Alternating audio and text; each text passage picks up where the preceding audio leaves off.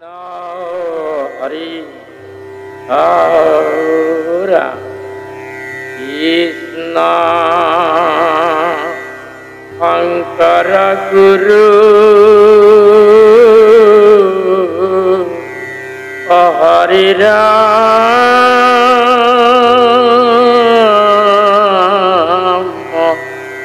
Ram Ram Jaya Jaya Krishna Jaro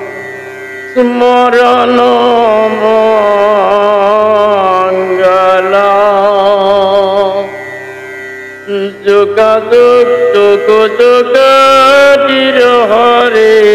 Namo Mahapala Iram Henaya Paramananda Madhava Paniti Umariya Nara Niran Jareko Iti Jamar Kulit Goti Koise Jog Top Yan Puja Patol Ebilak Nokorileo Ho Matro Horin Namoke Srestho Kori Amak Puke Porikito Dibor Mukti Pothor Katha Yar Ditya Skandha Bhagavat Mot Hoya Ram Krishna Kothai Amrita Piya Sabodane Puriyo Jotono Sapi Notu Saroi Prane Ram Ram Guru Kuli Suki Molo Moti Manusia Nahyana Dharma Hari Itano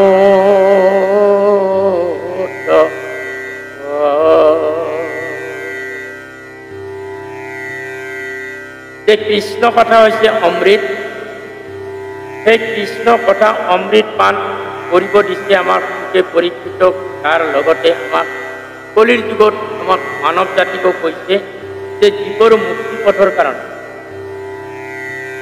এই কলিৰ যুগত মনুষ্য জাতিৰ কিছু জীৱ অৰ্থাৎ মনুষ্য জাতি কৰিছে কলি আক্ৰমণ কৰিছে কলি বস্তুটো কি কোনো জীৱ জন্তু নহয় কলিটো হৈছে আমাৰ লগতে আছে আমাৰ চৰিত্ৰ স্বভাৱ বাক্য আচাৰ নীতি ব্যৱহাৰ এইকেইটাই হৈছে আমাৰ কলি এই কলিৰ হাতৰ পৰা ৰেহাই পাব লগা হ'লে একমাত্ৰ নাম ধৰ্মৰ কথাকে ও ৰাম ৰাম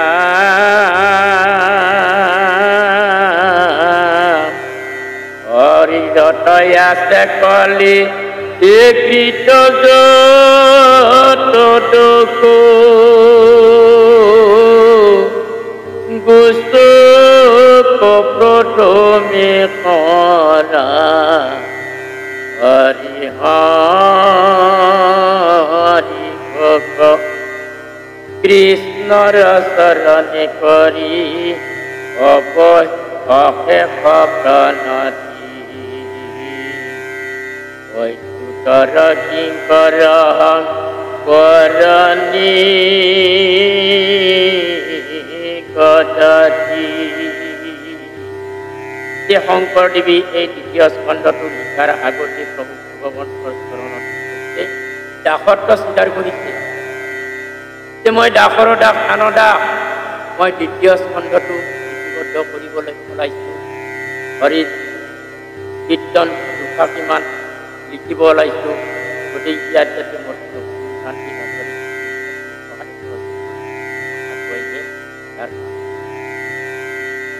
দাসৰ দাস ও ৰাম ৰাম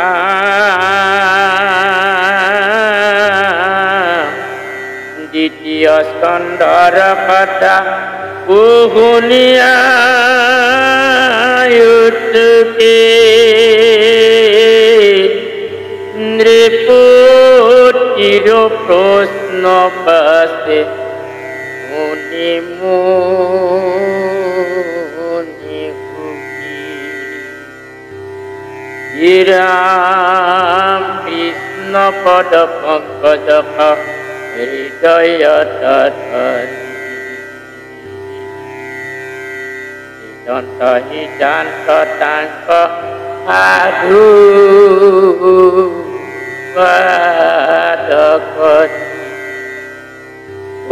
ৰাম ধন্য নৰপতি মতি উত্তম তোমাৰ পুছিলা হাতীটো কথা অহংকাৰো এইখিনি কথা পৰীক্ষিতে প্ৰশ্ন কৰি ভাগৱত ধৰ্মৰ কথা কি কৈছে গতিকে মোক সুন্দৰ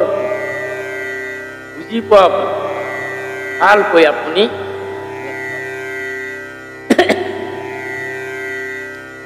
ৰাম ৰাম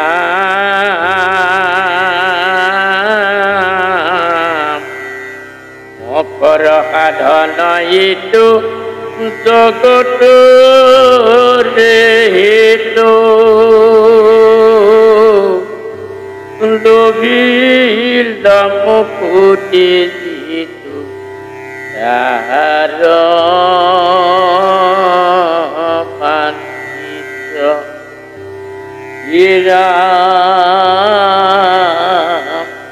নাহি জ্ঞান যাৰ জাতি ধৰ্ম মাত্ৰ কৰে কেৱলি বিশ্বপন্ত যজ্ঞ কুয়াচাৰী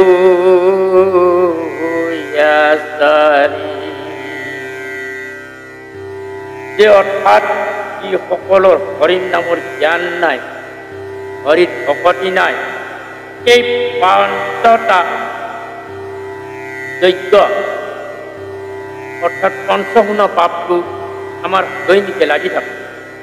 যদিহে হৰিৰ কীৰ্তন আমি সদায় কৰি থাকিব পাৰোঁ হৰিত ভকতি থাকে তেতিয়াহ'লে এই পঞ্চগুণ পাপৰ পৰা আমি ৰেহাই ৰাম ৰাম তাহাৰ সত্য কথা ইয়াতে অসংখ্যাত হৰি বিমুখৰ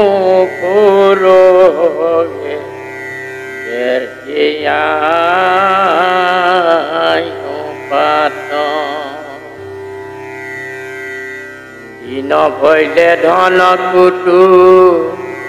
বৰ চিন্তা কৰি নিদ্ৰ শিয়াল পীৰা বিৰয়া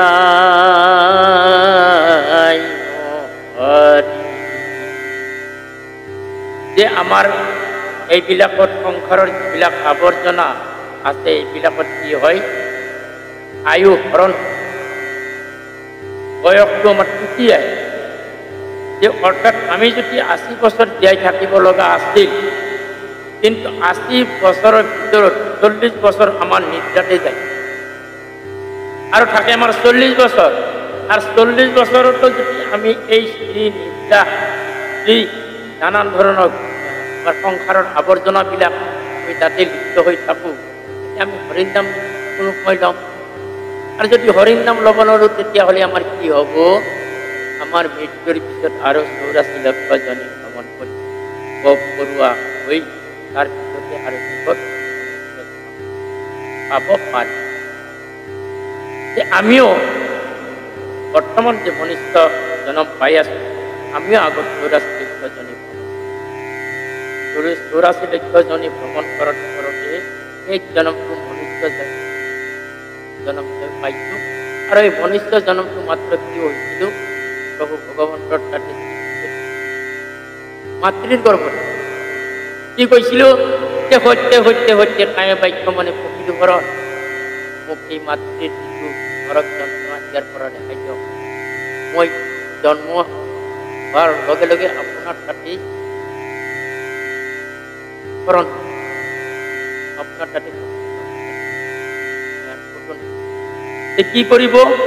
এতিয়া আমি যেতিয়া মাতৃৰ গৰ্ভত তেতিয়া আমি পাহৰি দ্বিতীয়বাৰ আমি কৰণাচাৰ্যৰ তাতে আৰু দীক্ষা লৈছোঁ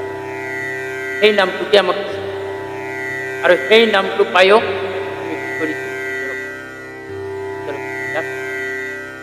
ইয়াতে ও ৰাম ৰাম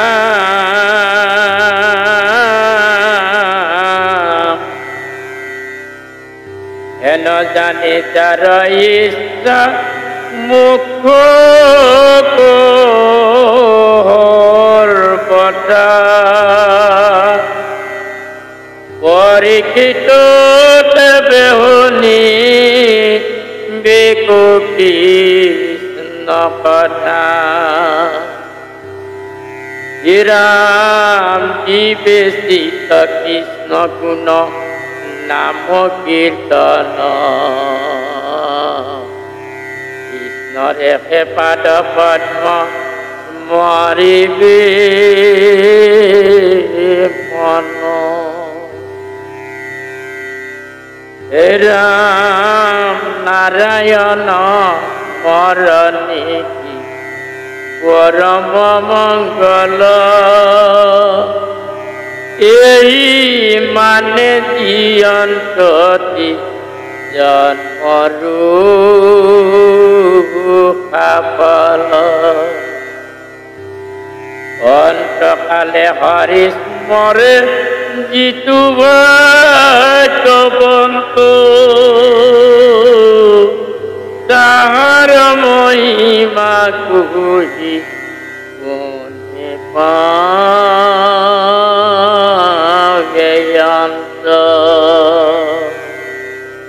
যে গতিকে এই হৰিৰ কীৰ্তনটো কিয় কৰিব লগা হৈছে আমাৰ পৰাই যেতিয়া অন্তকাল অৰ্থাৎ আমাৰ নিদান কাল মৃত্যু সময়খিনি নিদান কাল বিপদ এই বিপদ কালত যাতে এই হৰিৰ কীৰ্তনটো আহে তাৰ কাৰণে কি কৰিব লাগে আগৰ পৰা চেষ্টা কৰিব লাগে কিয় কৰিব লাগে যে যত্ন কৰিলে অভ্যাসটো হ'ব আৰু অভ্যাসৰ বলত যেনেকৈ অৰ্জুনে এটা কাণৰ শৰাই দি মানে খৰ লৈ গৈছিল খৰ মাৰিছিল ইমানে তেওঁৰ দৃষ্টিটো এটা আছে আমাৰো এই দৃষ্টিটো মাত্ৰ এটাই লাগিব যে এক ঈশ্বৰ তেতিয়া আমাৰ জীৱন মুক্তিটো হ'ব আমি বাৰে বাৰে এই সংসাৰত আহি ইমান নৰক যন্ত্ৰণা যদি সেই ঈশ্বৰ ও ৰাম ৰাম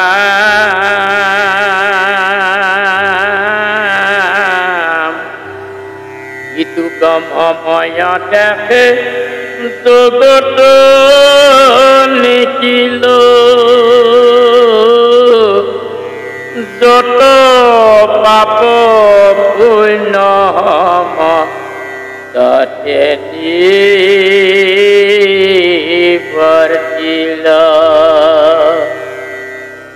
ইয়াতে দিছে কি যে আমি সমভাৱ হ'ব লাগিব ব্ৰহ্মভাৱ সকলে ব্ৰহ্মময় হাতীৰ পৰা চাহিৰ পৰা ব্ৰাহ্মণৰ পৰা চাণ্ডালক লাগি একমাত্ৰ ঈশ্বৰে সকলোৰে সমান অধিকাৰ আছে মাত্ৰ সঁচাটোৰে তাৰ সঁচাটোৰ তাৰ গোটেই সেইকাৰণে সমভাৱ আৰ যাৰ হে সমভাবটো আহিছে সেইজনে তাৰহে ভক্তিটো আহিব ও ৰাম ৰাম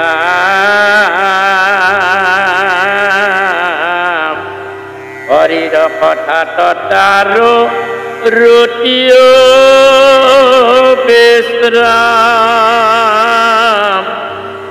সদায়ে মুখত নেৰৈ ৰাম কৃষ্ণ পুৰাম বুলিবাই পকিনো কহিলা ইটো কথায়ে সপুৰু পতন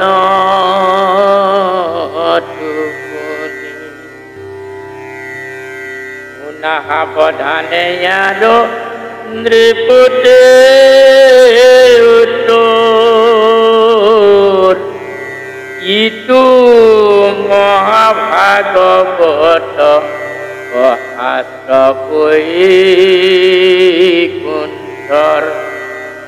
এই মহাভাগৱতখন বৈকুণ্ঠৰ শাস্ত্ৰ গীতাখন কিন্তু দাপৰ শেষ কলিত দাপৰৰ শেষ অৰ্থাৎ কলিত প্ৰথম কুৰুক্ষেত্ৰৰ যুদ্ধত কৃষ্ণই অৰ্জুনক কৈছে এই মহাভাগৱতখন পদ্মকল্পৰ আগত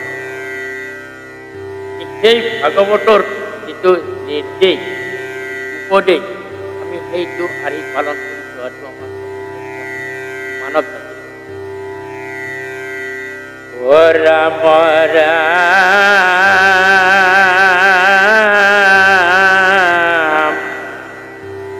ইয়াতে মহাধৰ্মই এক নামে প্ৰজ্ঞাত শ্ৰৱণ মাত্ৰ শেষতে কৃষ্ণত হাস্যা পূজা নমস্কাৰ ধ্যান সমস্ত দুষ্কৰ হৰে গুণ নাম ধৰ্ম মহাহু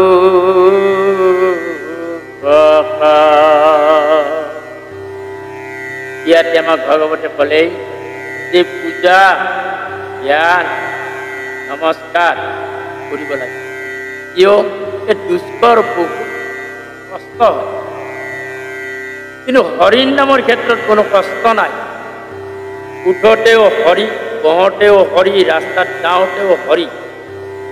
সকলোতে আমি হৰি কথাটো স্মৰণ কৰিব পাৰোঁ ৰাম ৰাম শ্ৰীবল্লভ বন্ধু সম তৰেয়ো দেখাৰ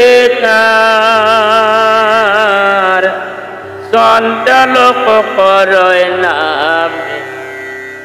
এখনে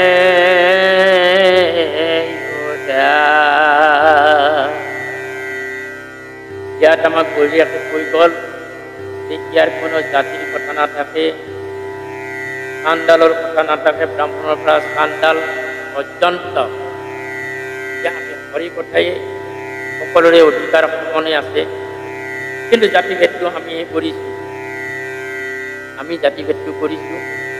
কিন্তু জাতি পৃথিৱীত মাত্ৰ দুটাই এটা প্ৰকৃতি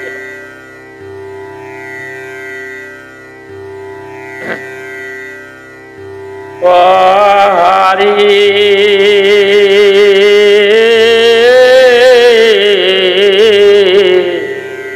কলিৰ সন্ধাতময় কৰিলো পিতৃটো ও তুমি মহাবৈষ্ণৱটো কৰিব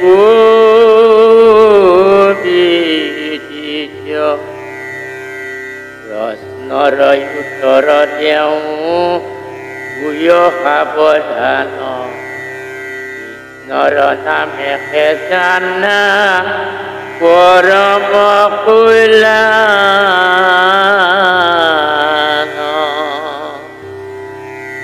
নামে হবে সাধে যাৰ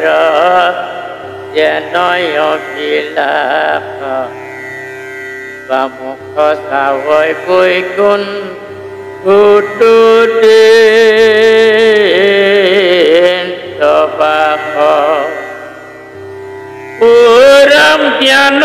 নামে জানি বাম আপল নাহিকে নামত পৰি পৰম মঙ্গল চাৰিয় বেদৰ হাৰ ইহিকে নিশ্চয় জানি পৰীক্ষিত তুমি উঠি দিও সংশয়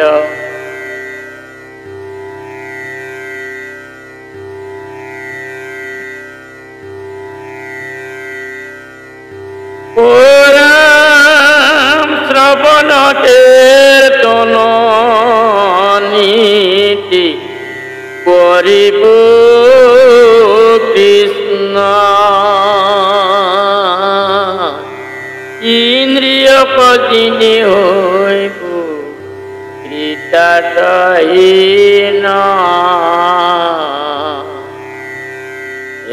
ন জানি যতনে জ্ঞান কাম করে রসিলা ডাকি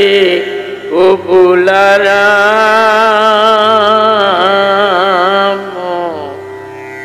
রাম। আমার দ্বিতীয় স্কন্ধর যে ভাগবত ধর্মর কথা কলে ভাগবত ধর্মর যিটো ব্যাখ্যা উপদেশ আর যদি শেষ পর্যায় স্মরণে যে শ্রবণ কীর্তন নিতে করিব কৃষ্ণর ইন্দ্রিয় যিনি হইব কৃতাৰ্থহীনৰ যে আমি কৃষ্ণৰ নাম ললেও নহব আমি ঋতুবিলাকক সংযত কৰিব লাগিব। যদি আন্ধাৰ ৰাতিত আমি কোনো বস্তু দেখা নাপাওঁ কিন্তু যেতিয়া আমি এটা পোহৰ লৈ যাম তেতিয়া আমি দেখা পাম। অৰ্থাৎ যেতিয়া আমাৰ ভিতৰ জগতখন অন্ধকাৰ হ'ব অৰ্থাৎ অজ্ঞানে আঁকি ধৰিব তেতিয়া আমি ঈশ্বৰৰ নাম ল'লেও সেই ঈশ্বৰৰ নামটো গা ধৰিব। গতিকে সেইকাৰণে কৈছে যে আমি ঈশ্বৰৰ নামটো ল'ব লাগিলে আমি ঋতু সংযত কৰিব লাগিব। অৰ্থাৎ শুদ্ধ মন শুদ্ধ চিত্ত শুদ্ধ ভাৱটো আহিব লাগিব তেতিয়াহে আমাৰ গাঢ় হৈ কিন্তু